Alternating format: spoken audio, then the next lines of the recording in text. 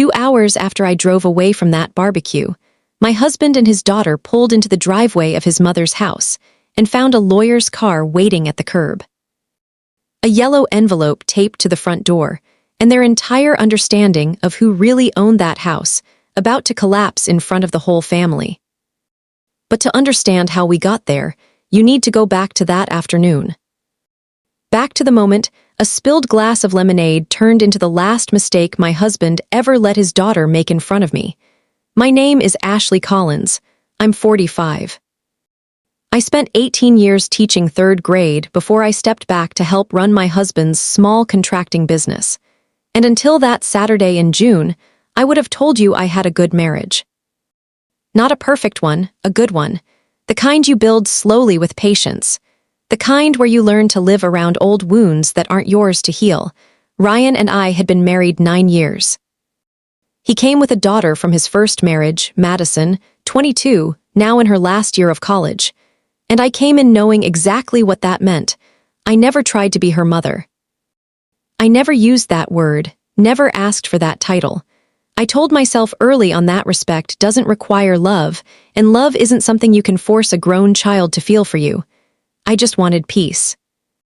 I wanted us to function like a family, even a complicated one.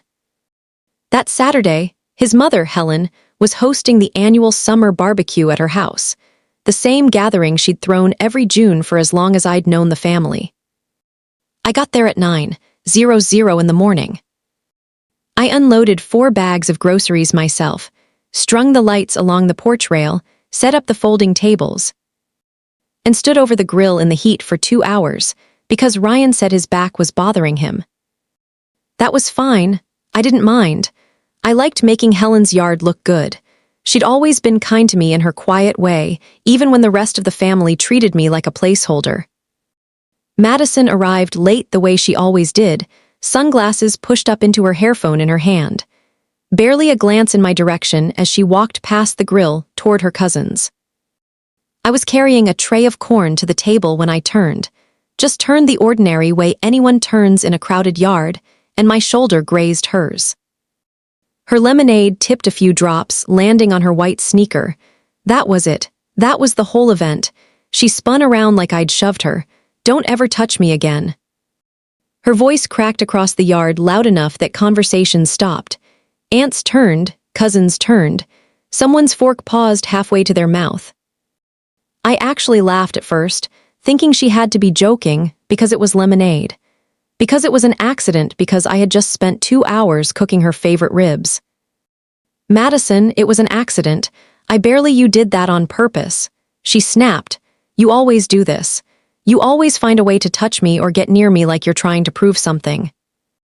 I felt my face go hot, not from embarrassment, from disbelief.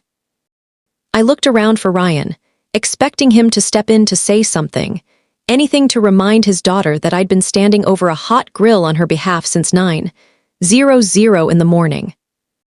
Instead, I watched him walk toward us with that particular look he got whenever Madison raised her voice, the look of a man bracing to manage her feelings before anyone else's.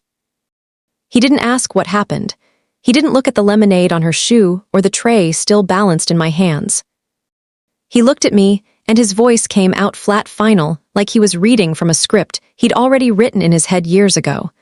Apologize to my daughter or leave. I want you to understand something about me. I am not a dramatic person. I don't raise my voice. I don't storm out of rooms. I spent 2 decades managing a classroom of 8-year-olds by staying calm when everyone around me wasn't. But something in me went very quiet and very still in that moment. The way water goes still right before it turns to ice. I looked at my husband. I waited for him to soften to say, "Come on, both of you. Let's just cool down." I waited for anyone in that yard, his sister, his brother-in-law, even one of the cousins who'd eaten off my grill 20 minutes earlier to say a single word in my defense. No one did. "No," I said, "just that." I set the tray of corn down on the table, wiped my hands on my apron, untied it, and folded it over the back of a chair. Helen was standing near the porch steps, and for 1 second our eyes met. She didn't say anything either, But there was something in her face I didn't have time to read, yet something that wasn't surprise. I picked up my purse from the porch swing, walked to my car without looking back and drove home in a silence so complete I could hear my own pulse in my ears. I didn't cry. I remember that clearly because I expected to, and I didn't. I just drove, replaying 9 years in my head, wondering how many other moments like this one I had quietly swallowed, without naming them for what they were. I had no idea pulling into our driveway alone that somewhere across town, a phone was already ringing a law office trying to reach me about a house. A decision made 3 years earlier, and a piece of paper that was about to change everything. The house was quiet when I got home, the kind of quiet that used to feel peaceful and now just felt hollow.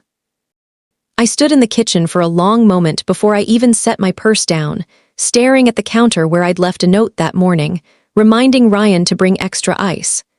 9 years, I thought. 9 years of notes like that. Small, thoughtless acts of care nobody ever seemed to notice until they were missing. I made myself a cup of tea I didn't drink and sat at the table. And for the first time in a long while, I let myself actually think back over those years instead of brushing past them the way I usually did. When I married Ryan, Madison was 13, caught in that raw, unsteady age between childhood and something else, still grieving the divorce, even though it was 2 years behind her by then. I never once tried to replace her mother. I made that promise to myself before I ever moved a single box into that house. I would be steady, I would be present, and I would never demand a title I hadn't earned. I thought foolishly maybe that if I gave her enough time and enough space, she'd eventually let me exist in her life as something other than an intruder. I paid for her first semester of college out of my own savings when Ryan's business hit a rough patch, and he was too proud to ask his mother for help.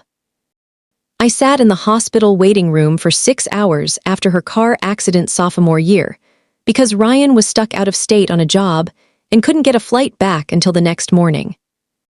I drove her to 3 follow-up appointments that spring, sat through 2 physical therapy sessions just so she wouldn't be alone in the waiting room, and threw her a 21st birthday party the following year that I planned down to the last string light, because she'd mentioned once offhand that she'd always wanted one like that.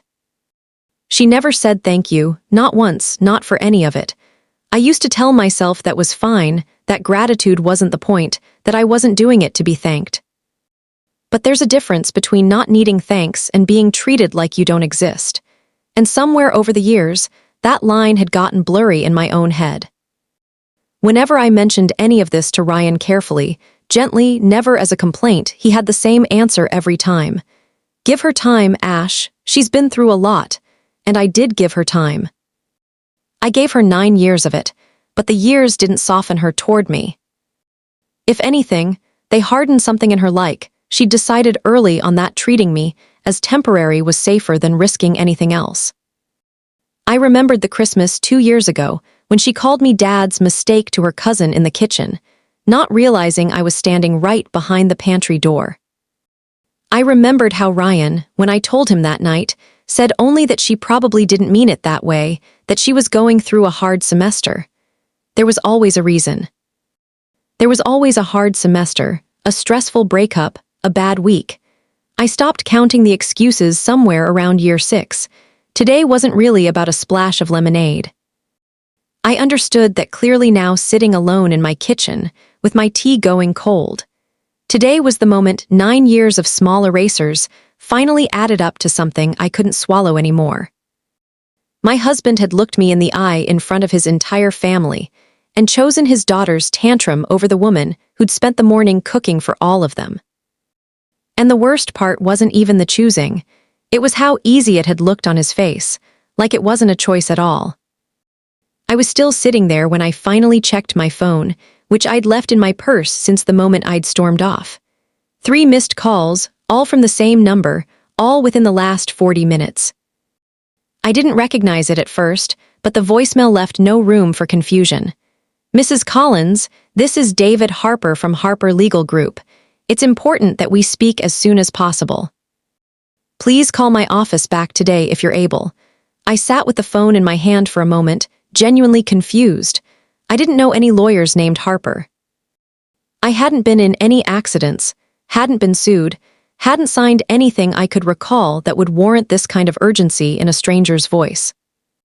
My first thought absurdly was that something had happened to Helen, that she'd fallen or worse. And someone was trying to reach me, because Ryan's phone had been in his pocket during the argument and mine hadn't. My hands weren't quite steady as I dialed the number back. It rang twice before a receptionist picked up, and when I gave my name, her voice shifted immediately. Gentler, more careful, the way people sound when they know something you don't. "Mrs. Collins, thank you for calling back. Mr. Harper would like to see you in person if you're able to come in today. It concerns a matter involving Helen Brooks." My chest tightened. "Is she all right?" "She's fine," the receptionist said quickly. "This isn't about her health. It's about a legal matter she asked us to handle."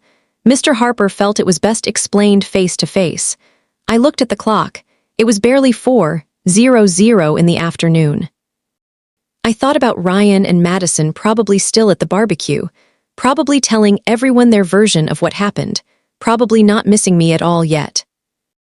I grabbed my keys off the counter, my tea still untouched and going cold behind me, and drove across town, not knowing that within the hour I would be sitting across a desk, being told something about my own life that I never could have imagined. Harper Legal Group occupied the second floor of a quiet brick building downtown, the kind of place with heavy wooden doors and a receptionist who offered me water before I'd even sat down. I remember noticing how cold my hands were despite the warm afternoon.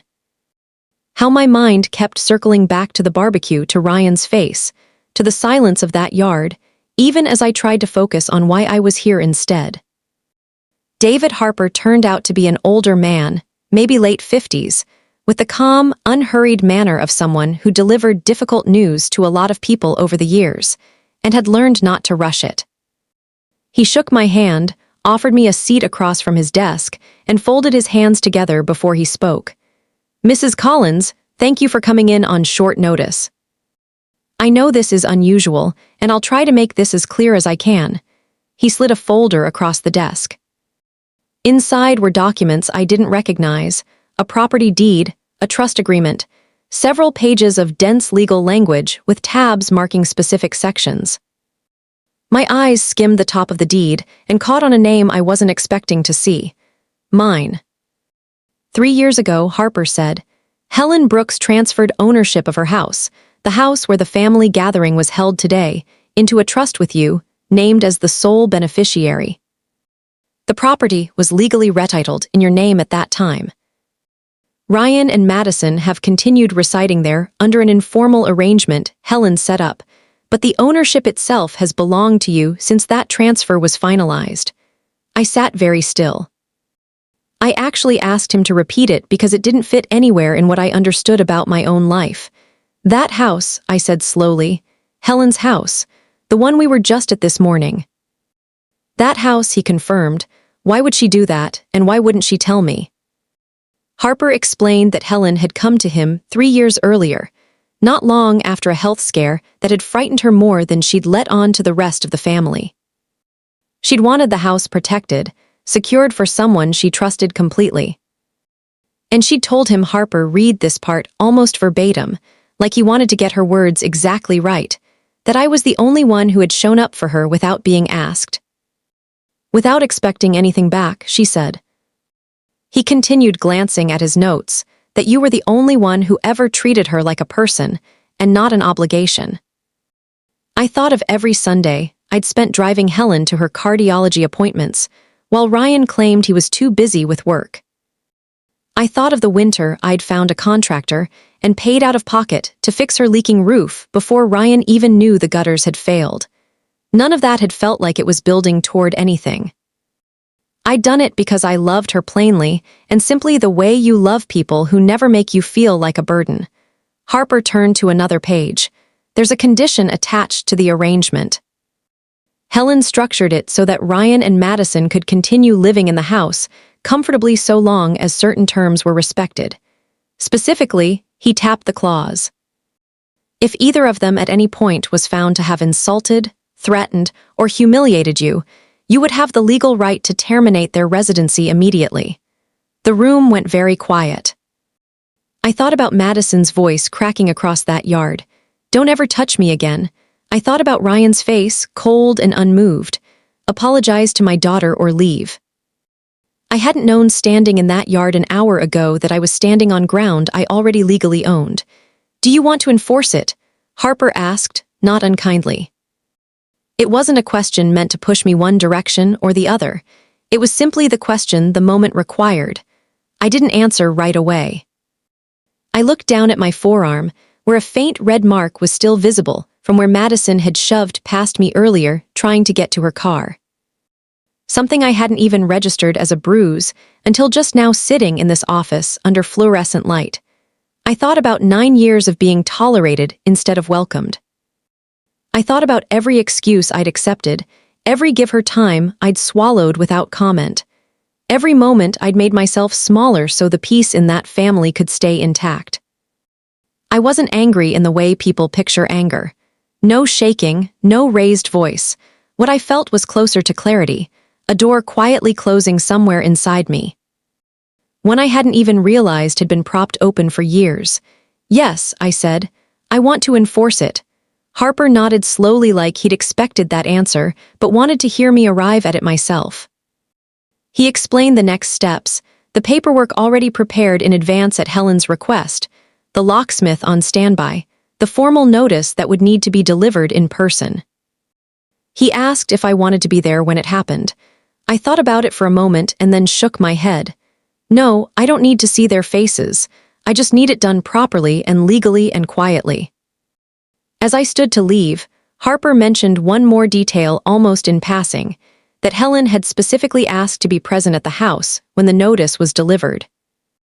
That she'd said this was something she needed to say to her son herself, after years of staying silent. I didn't fully understand what that meant yet. I only knew, walking out of that office into the fading afternoon light, that I was no longer the same woman who had driven away from that barbecue 2 hours earlier. While I was sitting in that office, learning the truth about a house I never knew I owned, Ryan and Madison were still finishing out the barbecue back at Helen's. Apparently in good spirits, apparently untroubled by what had happened. I only pieced this part together later from things Helen told me afterward, but it's worth telling because it shows exactly where their heads were in the hours before everything changed. According to Helen, Ryan spent the rest of the afternoon acting like nothing had happened at all. He grilled the remaining burgers, laughed with his brother-in-law about some football game, and when someone asked where I'd gone, he waved it off with something like, "She needed to cool down. She'll be fine."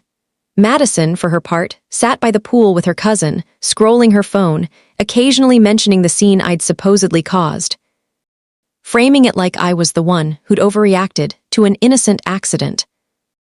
On the drive home that evening, Helen said Madison actually laughed about it. "She'll come crawling back tomorrow with an apology." She reportedly told her father, acting like nothing happened, same as always. Ryan agreed. He told her half-joking that this was just how I processed things, that I'd sulk for a day and then smooth it all over the way I apparently always did. It wasn't cruelty exactly in his mind. It was just how he'd learned to categorize me over the years. The reasonable one, the one who always came around, the one who never made things difficult for long. They pulled into the driveway a little after 7, expecting an ordinary evening. Instead, they found a car they didn't recognize parked at the curb, a man in a suit standing near the front steps with a folder in hand, and a locksmith's van idling farther down the street. Ryan, Helen told me, actually thought for a second he'd pulled up to the wrong house. David Harper introduced himself calmly, the same unhurried manner he'd used with me an hour earlier. He explained that he represented Helen Brooks and that he had documents to deliver regarding the property.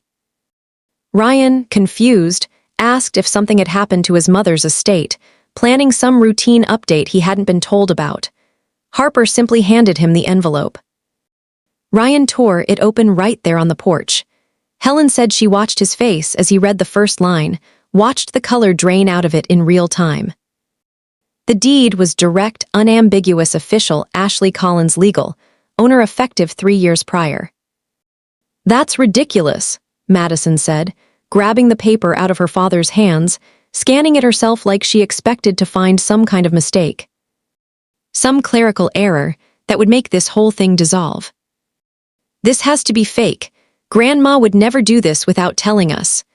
Harper, unbothered by her tone, opened his folder and laid out the supporting documents one by one on the porch railing. The notarized deed, the trust paperwork, the attorney certification, everything filed, everything legitimate, everything dated years before that afternoon's argument had ever happened. There was no error to find. Ryan turned to his mother, who was standing a few feet away, quiet in a way Helen was almost never quiet. "Mom, is this real?" Helen didn't answer right away. She told me later that she'd rehearsed this moment in her head more times than she could count over the past 3 years, imagining how she'd explain it. Softening the words in her mind so they wouldn't land too hard. But standing there on the porch, watching her son's face, she found she didn't want to soften anything anymore. "It's real," she said simply. Madison's voice climbed sharp and disbelieving. "You gave our house to her, to Ashley." "Why would you do that?" Helen's answer, according to what she told me afterward, was quiet but unwavering because she's the only one who ever earned it. Ryan wasn't ready to accept any of it. He told Harper this had to be some kind of mistake, that he'd fought for years to protect his family's stability, that no court would uphold a transfer like this without his knowledge. Harper, patient as ever, reminded him that the transfer had never required his knowledge or consent in the first place. It was Helen's property, Helen's decision, and Helen's right to give it to whomever she chose. "There's also a condition attached," Harper added, turning to a marked page. Clause 8. "If either of you is found to have insulted, threatened, or humiliated Mrs. Collins, the residency arrangement terminates immediately." Ryan's face changed again, this time with something closer to dread than confusion. He looked at Madison. Madison looked away. "No one can prove anything happened today," Ryan said, his voice lower now, more careful like a man, realizing too late that the ground beneath him had shifted hours before he'd even noticed. "It was just an accident, a misunderstanding." Harper opened a second folder thinner than the first and set it beside the deed on the railing. "We'll get to that," he said. "Mrs. Brooks has something she'd like to say first." Ryan tried to push past Harper toward the front door, insisting this whole thing needed to be sorted out inside, away from the street. Away from whatever neighbors might be watching from their porches. Harper didn't move. He simply held up a hand, calm as ever, and reminded Ryan that until the matter of Clause 8 was resolved, the house wasn't his to invite anyone into. "You can't be serious," Ryan said. "You're going to stand on my mother's porch and tell me I can't walk into my own home." "It's not your home," Harper said, not unkindly, just factually. "Not legally, not for the past 3 years. Madison had gone quiet in a way that unsettled Helen more than her earlier outburst had. She stood near the porch railing with her arms wrapped around herself, staring at the deed, still lying open in her father's hands. Like she was waiting for the words on it to rearrange themselves into something less permanent. Harper opened the second folder. Clause 8 requires documentation before it can be enforced. Mrs. Brooks anticipated this might happen eventually given the pattern of behavior she'd witnessed over the years. So, she asked me to compile what evidence existed. I want to be clear, this wasn't gathered today. It's been accumulating for some time. He laid out the contents one piece at a time. A short video clip, taken by one of the younger cousins on a phone months earlier, at a family dinner, showing Madison calling me Dad's replacement. Loud enough for the whole table to hear, and Ryan laughing it off instead of correcting her. 3 written statements from relatives who'd witnessed similar incidents over the years and had quietly told Helen about them, never realizing those conversations would matter someday. 2 text messages Madison had sent to a cousin, screenshots forwarded to Helen, at some point referring to me in language ugly enough that Ryan actually flinched reading it over Harper's shoulder. And Helen's own written statement, dated that very afternoon, describing exactly what she'd witnessed at the barbecue a few hours earlier. The shoulder bump, Madison's scream, Ryan's ultimatum, my quiet exit. None of that proves anything, Ryan said, but his voice had lost its certainty. He was scanning the pages now instead of arguing with them. Helen stepped forward. In 9 years, I don't think I'd ever heard her raise her voice at her son, not once. Not even when I'd overheard secondhand about disagreements between them. She'd always been the family's quiet peacekeeper, absorbing tension so it wouldn't spread, smoothing things over rather than naming them. Standing on that porch in front of Harper, in front of Madison, she stopped doing that. I saw everything, she said. Her voice wasn't loud, but it carried. I saw Madison scream at Ashley over an accident. I saw you tell your wife to apologize or leave without asking a single question first. I have watched this happen in smaller ways for years, and I told myself it wasn't my place to interfere in your marriage. I was wrong. It was exactly my place, because I watched a woman who has done nothing but show up for this family get treated like she didn't belong in it. Ryan stood frozen, the papers hanging loosely in his hand. Mom, I'm not finished. Helen said, you have a daughter who needed boundaries a long time ago, and instead of giving her boundaries, you gave her permission every single time. And I let you because I didn't want to cause more conflict in a family that already had enough of it. That was my mistake, and I'm not making it again today. Madison's composure finally cracked. She'd been standing rigid through her grandmother's entire statement, but now her shoulders started shaking, and when she spoke, her voice came out small. In a way I imagine none of them had heard from her in years. I didn't mean for it to go this far. It was just an accident. I reacted. You've been reacting like that for 9 years. Helen said, gentler now, but not backing down. This is just the first time it cost you something. Harper, giving the family a moment before continuing, finally spoke again. Given the documentation, and given Mrs. Brooks's testimony as a direct witness to today's incident, the conditions of Clause 8 have been satisfied. Effective immediately, the residency arrangement is terminated. Mrs. Collins has authorized a 30-day window for you to arrange alternate housing and remove your belongings. Ryan looked at his mother, then at the locksmith still waiting patiently by his van, then at the deed in his own hands. As if some part of him was still hoping the paper might change if he looked at it long enough. It didn't. I need to talk to Ashley, he said quietly. That's your choice to make, Harper replied. But I'd encourage you to think carefully about what you want to say and why before you make that call. Ryan didn't respond to that. He just stood there on the porch of the house he'd lived in for years, holding proof that it had never really been his in the first place, while his daughter cried quietly beside him. And his mother watched with an expression that held no satisfaction in being right, only years of tired, overdue relief. Ryan called me 11 times that night. I know because I finally looked at my phone around 9:00, sitting alone in the guest room of my sister's house, 2 towns over, where I'd driven straight from Harper's office without going home first. I hadn't decided yet whether I wanted to see Ryan's face when the truth landed on him, but some instinct told me not to be standing in that driveway when it did. I didn't answer any of the calls, not out of spite. I genuinely didn't know what I would say yet. And I'd learned enough in my years of teaching to know that the most important conversations shouldn't happen in anger on either side. Madison texted twice. The first message just said, "Please call my dad."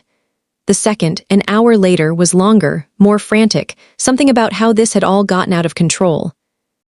And she never meant for things to go this far. I read both messages and set the phone face down on the nightstand. It wasn't that I didn't feel anything reading them. I did. But feeling something and being ready to respond to it are two very different things, and I wasn't ready yet. Ryan told me later, much later, once enough time had passed, that we could actually speak like two adults. Instead of two people standing on opposite sides of a fracture, that he'd called his mother again that night, hoping she might soften. Might tell him this had all been some kind of misunderstanding that could still be walked back. Helen didn't soften. "I warned you for years," she told him, according to what he eventually admitted to me. "I told you over and over that if you kept letting Madison treat Ashley like an intruder in her own home, you'd lose something you couldn't get back. You just never believed it would actually happen." He sat with that, he said, longer than he wanted to admit. And somewhere in that silence, things he'd spent years not really looking at started surfacing, whether he wanted them to or not. He thought about the roof. He'd noticed the new shingles on his mother's house 2 winters ago, vaguely registered them, and never once asked who'd paid for the repair or arranged the contractor. It had been me quietly the way I did most things for that family, not for credit, just because it needed doing and nobody else was doing it. He thought about the cardiology appointments. Helen had a scare with her heart 3 years back, a series of follow-ups and monitoring visits that stretched across several months. And it had been me driving her every single time, sitting with her in waiting rooms, holding her hand through an echocardiogram, while Ryan sent apologetic texts about being slammed at work. He hadn't attended a single one of those appointments, not one. He thought about the surgery the year before that, a hip replacement that kept Helen off her feet for 6 weeks, and how it had been me who moved into her guest room for the first 2 weeks of recovery. Managing her medications, cooking her meals, helping her to the bathroom in the middle of the night when she was too proud to ask her son for that kind of help. Ryan had visited twice that whole stretch, each time for less than an hour. He thought finally about all the bills, the property taxes he'd assumed his mother handled herself, the insurance renewals. Small repairs here and there that seemed to sort themselves out without him ever having to think about them. He'd never once wondered how exactly those things kept getting handled. He'd just been grateful they weren't his problem without asking whose problem they'd actually become. When he called his mother back near midnight, he told me his voice had cracked in a way it hadn't since he was a kid. "Why didn't you tell me? Why did you let me find out like this in front of everyone?" Helen's answer was quiet but unflinching. And it was the part of that night Ryan repeated to me more than once in the weeks that followed, like he needed to hear himself say it out loud to actually believe it had happened. "Ashley never asked for this house. She said she never asked for anything in 9 years, not once. I gave it to her because she earned my trust in 100 small ways you never noticed. Because you were too busy managing your daughter's feelings to notice your wife's absence of complaints. I didn't do this to punish you, Ryan. I did it because it was the only thing I had that was truly mine to give, and I wanted it to go to the person who actually deserved it." He didn't have an answer for that. He told me later there wasn't one, that for the first time in longer than he could remember, he understood exactly how much he'd allowed himself not to see. And exactly how much it had cost the one person who'd never once demanded to be seen. Ryan and Madison moved out within 3 weeks faster than the 30 days Harper had given them, which I think was its own kind of statement. There was no lawsuit, no drawn-out fight over the deed, no attempt to contest what Helen had done. I think in the end, Ryan understood there was nothing left to contest. The paperwork was clean, the timeline was clear, and somewhere underneath his shock, I believe he also understood it was fair, even if fair was the last thing he wanted it to be. I moved into the house on a quiet Tuesday afternoon in July, with my sister helping me carry boxes up the same porch steps where all of it had unraveled a month before. It felt strange at first, walking through rooms I'd visited so many times as a guest and now belonged to me in every legal sense. I spent that first weekend doing something I hadn't done in years. Working in the garden Helen had let go untended during her recovery, pulling weeds from beds that used to be beautiful. Planting new bulbs along the back fence where I remembered she'd once grown dahlia. I found a box of old family photographs in a hallway closet. Faded pictures of Helen as a young woman of Ryan, as a boy of relatives I recognized, and some I didn't. I had them reframed and hung them back along the staircase where they belonged because whatever had happened between Ryan and me, this house held Helen's whole life. And I wasn't going to let that get lost in the wreckage of everything else. A month after I moved in, Helen asked if she could host another barbecue. I said yes before she even finished the question. It felt important somehow to let that tradition continue rather than let one terrible afternoon define the space for good. It was different this time. Smaller, quieter. No shouting across the yard, no ultimatums, no one waiting to see whose side everyone else would take. Helen's sister brought her potato salad. One of the cousins manned the grill without complaint. And I spent most of the afternoon sitting beside Helen on the porch swing, watching the yard fill with people who actually wanted to be there. Ryan reached out eventually, a handwritten letter that arrived in the mail rather than a text or a call, which surprised me. I recognized his handwriting on the envelope before I even opened it. Inside, he wrote about the years he'd spent managing Madison's feelings, instead of protecting our marriage, about the excuses he'd made without ever noticing how many there had been about the version of himself he was trying to become now that he'd finally stopped looking away. He didn't ask for the house back. He didn't ask for anything really. I think by then he understood there wasn't anything left to ask for. I read it twice, sitting at the kitchen table in the late afternoon light. Then I folded it carefully and put it in a drawer. I didn't tear it up because there was no anger left in me by that point, just a quiet, settled kind of peace. But I didn't write back either because some doors closed, not out of bitterness, but simply because you finally found what was on the other side of them, and it turns out to be enough. I think about that barbecue often now, the one where everything fell apart in front of an entire family. For a long time afterward, I believed I'd walked out of that yard and lost something. A husband, a family, 9 years of trying. But sitting on this porch now, surrounded by a garden I planted with my own hands in a house filled with people who actually see me, I understand it differently. I didn't lose a family that day. I finally stopped mistaking tolerance for belonging, and I walked toward the family that had been quietly choosing me back the entire time in 100 small ways I'd almost stopped noticing. The morning of that barbecue, I thought leaving that yard was the worst moment of my life. Now I know it was the moment I finally started living one that was actually mine. If this story moved you, I'd love to hear where you'd have drawn your own line. Have you ever had a moment where you finally stopped accepting less than you deserved from the people who were supposed to love you? Tell me in the comments below and let me know where you're watching from tonight. I always love seeing how far these stories travel. We share stories like Ashley's every single day here. Real heartfelt journeys about family loyalty and the quiet strength it takes to finally choose yourself. So, if this one stayed with you, subscribe and stay close because there's always another story waiting, and I don't want you to miss a single one. Thank you for walking through this one with me. Let's keep going.